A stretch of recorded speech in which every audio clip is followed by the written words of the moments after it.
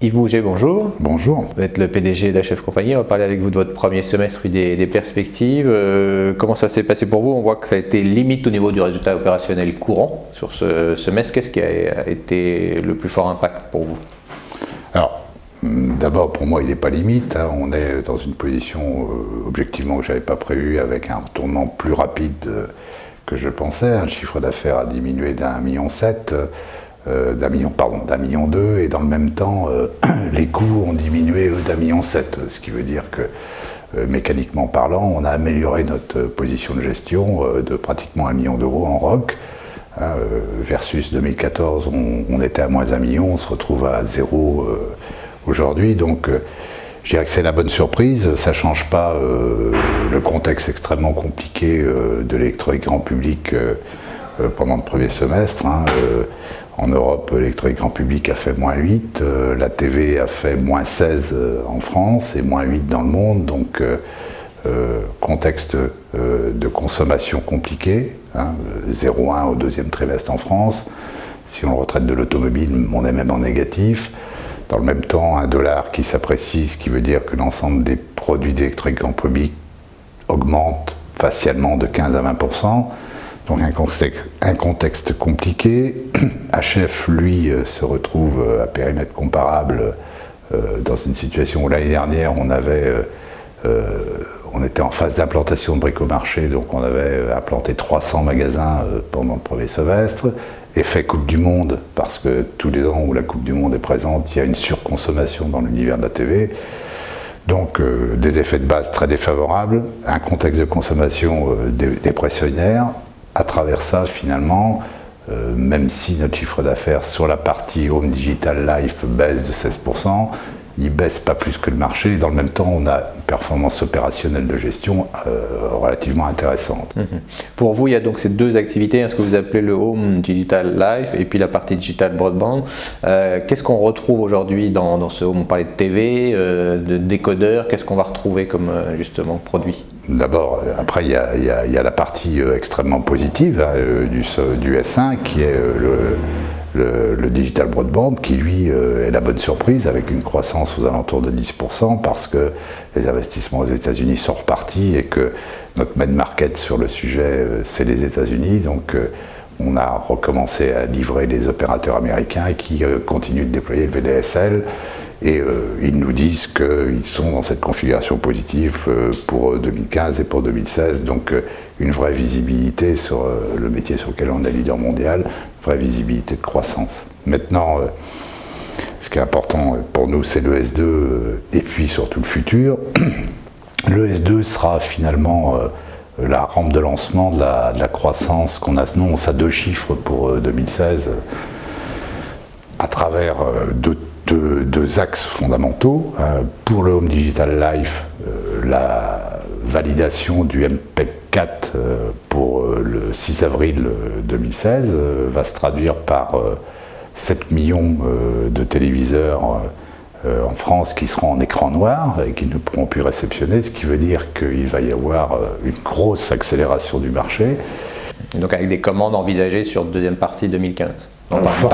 Forcément, c'est-à-dire que les distributeurs ne vont pas attendre l'effet entonnoir, on ne peut pas livrer un marché de 7 millions de pièces du jour au lendemain, donc l'amorçage de l'accélération du marché de 2016 va se faire courant S2 de 2015, et on aura une durabilité de ce marché, comme on a pu le voir pour la TNT, qui est à peu près de 2 ans et demi, donc on va dire mi-2018. Dans le même temps, il faut garder en mémoire le fait que l'Espagne et l'Italie vont connaître un changement de normes. Donc l'Espagne et le Portugal vont passer au DVB-T2, qui arrivera en France d'ailleurs à un moment donné. Et l'Italie va abandonner la norme MHP pour reprendre la norme que tout le monde utilise aujourd'hui. Donc on a, avant d'avoir commencé le relais de croissance en France, déjà connaissance des relais de croissance en Espagne, au Portugal et en Italie, qui viendront se subroger à la croissance française, donc un Home Digital Life qui rentre dans un cycle de 3-4 ans où on va connaître une forte croissance. Dans le même temps, même accélération, voire même peut-être plus sur le haut débit. parce que nous avons signé un contrat avec un gros opérateur américain pour lui fournir à la fois la technologie CPL et à la fois les objets connectés de maintien à domicile. Donc c'est un marché qui porte sur 3 ans et qui démarrera en 2016 d'une façon conséquente. On en parle beaucoup, ça, des objets connectés. Vous, qu'est-ce que vous amenez justement dans l'arial CPL, bon, qui est particulier, et objets connectés? Oui, mais c'est pas neutre.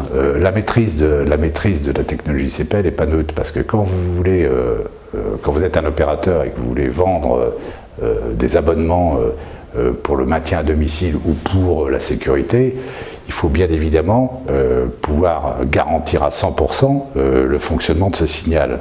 Or aujourd'hui, mis à part la technologie CPL, qui est capable de vous assurer la disponibilité de ce signal dans toute la maison à 100%, il n'y a pas d'autre technologie.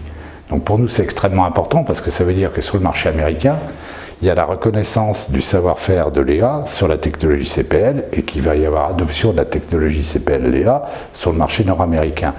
Donc ça devrait, en corollaire à ça, avoir des conséquences ultérieures sur l'ensemble des opérateurs concurrents, bien évidemment.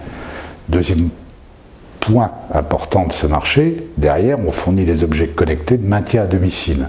Donc ces objets connectés, c'est relativement simple, c'est le bracelet qui vous permet de faire de l'alerte, c'est les boutons qui sont disposés dans toute la maison pour pouvoir aussi faire de l'alerte. C'est aussi les contacteurs qui permettent de savoir si vous avez pris vos médicaments ou pas. Donc derrière est tout ça relié à une box qui, elle, appartient bien évidemment à l'opérateur, mais qui est renseignée par l'intermédiaire du réseau CPL que nous allons fournir.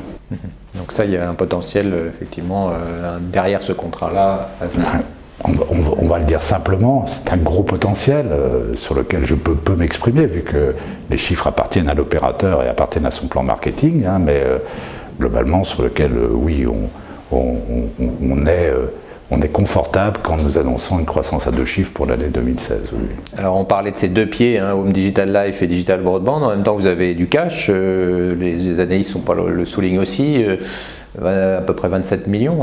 Qu'est-ce que vous allez faire de ce cash? Il y a l'investissement bien sûr nécessaire sur les nouvelles technologies, mais qu'est-ce que vous pouvez faire? Est-ce que vous pourriez reprendre un 3e pied, ou est-ce qu'aujourd'hui vous avez ces 2 pieds On ne reprendra pas de 3e pied. Une des raisons de la vente était de pouvoir finalement se focuser sur nos 2 activités fondamentales qui, je le rappelle, sont reliées par une technologie commune qui est le PLC. Après, le cash, on a une première utilisation du cash qui consiste à un retour vers l'investisseur. On maintiendra notre niveau, en tout cas de distribution, quel que soit le résultat du groupe en 2015, en valeur absolue notre distribution habituelle. Deuxième point, on ne s'interdit absolument pas de racheter de l'action HF, parce que finalement le meilleur placement aujourd'hui, un des meilleurs placements qu'on puisse trouver sur le marché, je rappelle que HF c'est 9% de rendement depuis des années, donc ça reste un des meilleurs placements qu'on puisse trouver, donc on ne s'interdit pas de racheter de l'action. Troisième point, et non des moindres, qui nous amène à une position un peu différente, c'est de dire que l'année prochaine, le haut débit, on fera 95% de notre business entre ce futur contrat et l'installation du VDSL aux États-Unis. On fera 95-98% de notre chiffre d'affaires aux États-Unis. Donc aujourd'hui, notre réflexion, c'est de dire il y a des briques technologiques qui pourraient éventuellement nous intéresser sur le marché américain et qui pourraient conforter notre position sur le marché américain. Donc oui à la croissance externe potentielle, mais ciblée sur l'apport de briques technologiques. Bien, on suivra ça. Merci Yves Gouget. Merci.